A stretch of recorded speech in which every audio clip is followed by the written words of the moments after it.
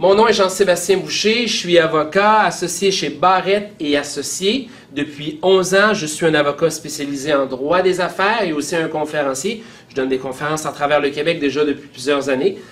Actuellement, je vais vous parler de la différence entre une compagnie incorporée au REQ au Québec et une compagnie incorporée à Industrie Canada au fédéral.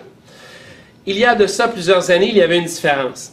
Aujourd'hui, il n'y a presque plus de différence entre une compagnie fédérale et une compagnie provinciale au plan juridique, au plan de la loi. Il y a très peu ou pas de différence. Toutefois, il y a quand même des différences. Ce qui est important de comprendre, quand j'incorpore une compagnie au REQ, il est certain que je suis la seule compagnie que le nom qu'on m'a donné, là, que j'ai obtenu du REQ au Québec. Mon nom est protégé, je suis le seul au Québec. Si on parle du fédéral, quand je m'en vais m'incorporer au fédéral, je dois aller m'incorporer à Industrie Canada. Avant d'incorporer au fédéral, je dois déposer un rapport nuance. N-U-A-N-S. Un rapport nuance est un rapport de nom qui fait en sorte qu'il fait le tour du Canada, sauf le Québec, qui vérifie tous les noms, toutes les marques de commerce qui sont prises par des entreprises au Canada, sauf au Québec, c'est la recherche REQ. Une fois qu'Industrie Canada, Corporation Canada, te remet ton nom, l'avantage que vous avez, c'est que vous êtes la seule entreprise au Canada à avoir ce nom-là. Et ça peut être extrêmement intéressant lorsque notre champ d'activité est le pays tout entier, lorsqu'on est un détaillant, lorsqu'on vend à gauche et à droite, ça peut être extrêmement intéressant. Toutefois, si on est au Québec, on exploite ce nom au Québec, je ne pense pas qu'il serait nécessaire d'aller s'incorporer au fédéral. On peut le faire, comme on dit, trop faire quand c'est pas, mais ce n'est pas une nécessité.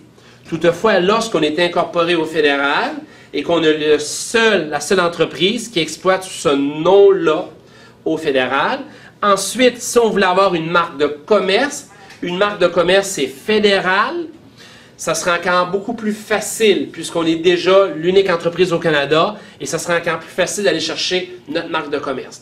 Mais encore, ce n'est pas une obligation. En plus, lorsqu'on est dans un champ d'expertise, j'ai beaucoup de clients qui sont dans le domaine ferroviaire. Dans le domaine ferroviaire, on est dans un champ d'expertise fédéral. Donc, je considère, mais pas je considère, mais il est important de s'incorporer au fédéral, puisque quand on est dans un champ d'expertise ferroviaire, aviation, télécommunications, on doit aller s'incorporer au fédéral. C'est une obligation. De plus, je vous dirais, au niveau de l'import-export, il est monnaie courante que lorsqu'on traite avec des sociétés qui sont sur le marché d'exportation à l'étranger, ils devraient aller s'incorporer au fédéral. Moi, je peux vous dire que presque à 100% des entreprises avec qui je traite, je les dirige vers le fédéral pour plein de raisons. Des fois, au niveau des banques, ils sont plus reconnus lorsqu'ils traitent avec des États étrangers, etc. Toutefois, j'ai encore beaucoup de clients qui sont incorporés au provincial et qui font de l'import-export et il n'y a aucun problème. Mais si vous devriez vous partir aujourd'hui et vous avez des trucs en Amérique du Sud, en Europe ou en Asie, je vous conseillerais pour l'import-export et des fois pour des programmes fédéraux d'aller vous incorporer au fédéral. Mais depuis quelques années, depuis la nouvelle loi provinciale du REQ, la loi sur les sociétés par action du Québec, il y avait plusieurs différences avant. Aujourd'hui, les lois sont presque similaires. Il n'y a plus d'autres avantages au niveau juridique autres d'aller s'incorporer au fédéral ou au provincial.